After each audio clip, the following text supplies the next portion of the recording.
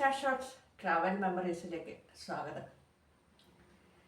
തേനിയിൽ പോകേണ്ട ആവശ്യമുണ്ടായത് ബി.എഡ് കാലത്തിലാണ്.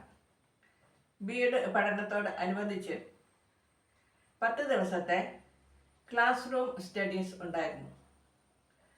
Class attend ചെയ്യാൻ കമ്പൽസറിയാണ്. തേനിയിൽ ഒരു സ്ഥലത്തുള്ള കോളേജിലായിരുന്നു ക്ലാസ്. അതിനടുത്തുള്ള ഒരു സ്ഥലത്ത് ഒരു ഹോസ്റ്റൽ താമസത്തിനായി കിട്ടി, ഒരു ലേഡീസ് ഹോസ്റ്റൽ. അവിടെ 10 ദിവസം താമസിച്ച് ഈ ക്ലാസ് അറ്റൻഡ് ചെയ്തു. 10 ദിവസം അവിടെ താമസിച്ചെങ്കിലും ഈ 10 ദിവസത്തെയും എല്ലാ കാര്യങ്ങളും ഓർമ്മയിൽ വരുന്നില്ല. എൻ്റെ ഓർമ്മയിൽ നിൽക്കുന്ന 2 ചെറിയ കാര്യങ്ങളാണ്. അതാണ് ഈ വീഡിയോയിൽ പറയാൻ ഉദ്ദേശിക്കുന്നത്.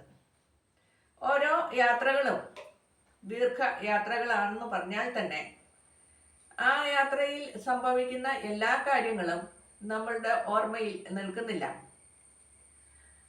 അങ്ങനെ ഓർമ്മയിൽ നിൽക്കുന്ന ചില പ്രത്യേക സാഹചര്യങ്ങൾ മാത്രമാണ് ഈ വീഡിയോയിലൂടെ പറയാൻ ശ്രമിക്കുന്നത്.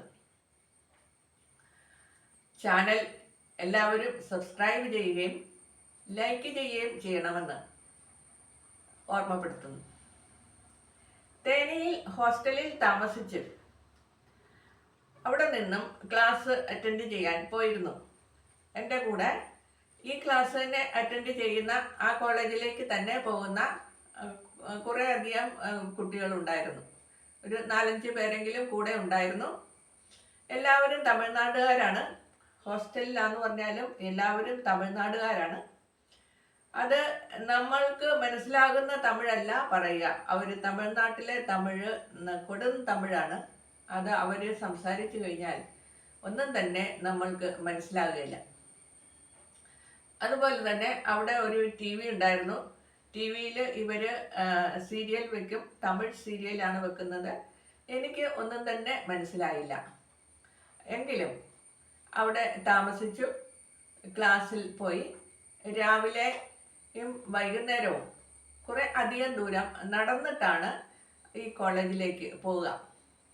റോഡ് വഴിയല്ല, ഷോർട്ട് കട്ട് ഏതൊക്കെയോ സ്ഥലത്തൂടെ കയറി ഇറങ്ങി കുറച്ച് ദൂരം നടന്നു കഴിഞ്ഞാൽ 10-15 മിനിറ്റ് നടന്നു കഴിഞ്ഞാൽ ഈ കോളേജ് മുറ്റത്ത് എത്തും. ആ കോളേജിലേക്ക് തന്നെ പോകുന്ന കൂട്ടുകാരികൾ ഉണ്ടായിരുന്നു. അവരുടെ കൂടെ രാവിലെ പോവുകയും വൈകുന്നേരം തിരികെ വരികയും ചെയ്യും. ബി.എഡിനോട് അനുബന്ധിച്ച് പലവിധ സബ്ജക്റ്റുകൾ ഉണ്ടായിരുന്നു. ഈ സബ്ജക്റ്റുകൾ എല്ലാം പഠിപ്പിക്കാൻ പ്രൊഫസർമാർ വലിയ കോളേജുകളിലും യൂണിവേഴ്സിറ്റികളിലും ഉള്ള പ്രൊഫസർമാരാണ് വന്ന് ക്ലാസ് എടുക്കുക.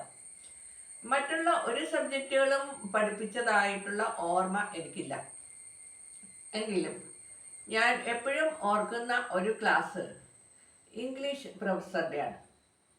ഒരു പക്ഷേ സയൻസാണ് ഞാൻ പഠിച്ചതെങ്കിലും എനിക്ക് ലാംഗ്വേജിനോട് ഇഷ്ടം കൂടുതലുണ്ടായിട്ടാകും ഈ ഇംഗ്ലീഷ് പ്രൊഫസറെ ഞാൻ ഇപ്പോഴും ഓർക്കുന്നത്.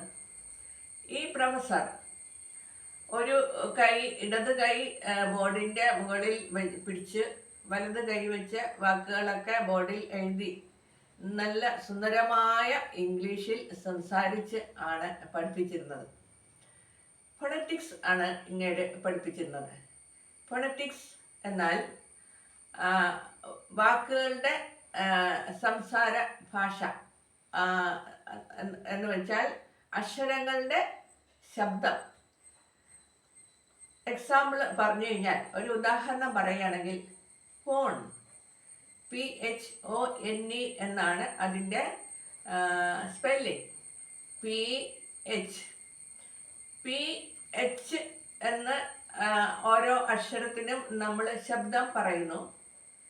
എങ്കിൽ PH എന്ന് ഒരുമിച്ച് പറയുമ്പോൾ അത് ഫ എന്ന ശബ്ദം ആകുന്നു. PHO ഫോ. അങ്ങനെയാണ് ഈ ശബ്ദങ്ങൾ ഉണ്ടാകുക. പല അക്ഷരങ്ങൾ ചേർന്ന് വരുമ്പോൾ ശബ്ദത്തിനുണ്ടാകുന്ന വ്യത്യാസം ഇതായിരുന്നു ഈ പ്രൊഫസറുടെ ക്ലാസ്. ആ പ്രൊഫസർ വളരെ മനോഹരമായി ഇംഗ്ലീഷ് സംസാരിക്കുകയും ഓരോ എക്സാമ്പിൾ, ഓരോ ഉദാഹരണങ്ങൾ പറഞ്ഞ് ആ വാക്കുകൾ ബോർഡിൽ എഴുതുകയും അതിൻ്റെ ഭാഷ, ശബ്ദം പറയുകയും അത് നല്ല ക്ലിയറായി മനസ്സിലാകുന്ന വിധത്തിൽ പറഞ്ഞ് പഠിപ്പിച്ച ക്ലാസ് ഞാൻ എപ്പോഴും ഓർക്കുന്നു. പ്രൊഫസറെ മുഖമൊന്നും ഓർമ്മയില്ല, എങ്കിലും ഏകദേശം ഒരു രൂപം മാത്രം എപ്പോഴും മനസ്സിൽ നിൽക്കുന്നു. അതുപോലെ തന്നെയായിരുന്നു തിരിച്ചുള്ള വരവ്. ക്ലാസ് കഴിഞ്ഞ് തിരികെ ഹോസ്റ്റലിലേക്ക് നടക്കണമല്ലോ. ആ നടക്കുന്ന സമയം എനിക്ക് ഒരു കൂട്ടുകാരനെ കിട്ടി. ആ പയ്യൻ ഈ ക്ലാസ്സിൽ തന്നെ, എൻ്റെ ക്ലാസ്സിലായിരുന്നോ എന്നുള്ള ഓർമ്മ എനിക്കില്ല, പക്ഷെ ഈ കോളേജിൽ ഈ ക്ലാസ് ബി.എഡുമായിട്ട് സംബന്ധിച്ച് പഠിക്കാൻ തന്നെ വന്ന ഒരു പയ്യനാണ്. തമിഴ്നാട്ടുകാരനാണ്, തമിഴനാണ്.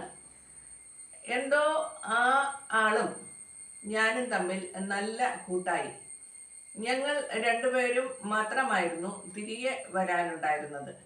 അതുവഴി ഞങ്ങൾ വർത്തമാനം പറഞ്ഞ് എല്ലാ കാര്യങ്ങളും സംസാരിച്ച് തിരികെ വന്നു എൻ്റെ ഞാൻ താമസിക്കുന്ന ഹോസ്റ്റലിൻ്റെ അടുക്കൽ വരെ കൊണ്ടുവന്നിട്ട് ഇയാൾ താമസിക്കുന്ന സ്ഥലത്തേക്ക് പോവും.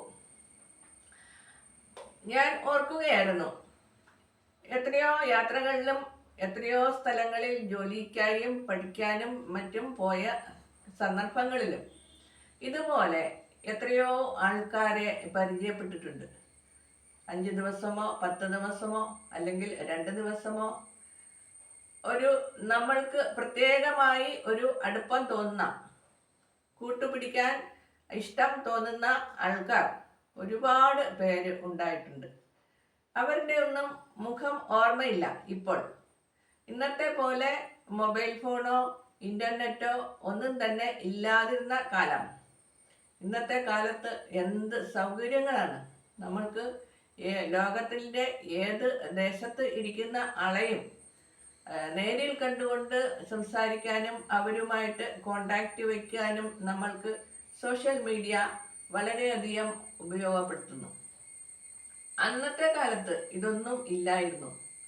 ഞാൻ ഓർക്കാറുണ്ട്, ഞങ്ങൾ ക്ലാസ്സിൻ്റെ അവസാന ദിവസം തിരികെ നടന്നു വരുമ്പോൾ ആ പയ്യൻ പറഞ്ഞു, ഇയാള് തമിഴ്നാട്ടിലാണ്, ഏതോ ഒരു സ്ഥലത്താണ് അയാളുടെ വീട്.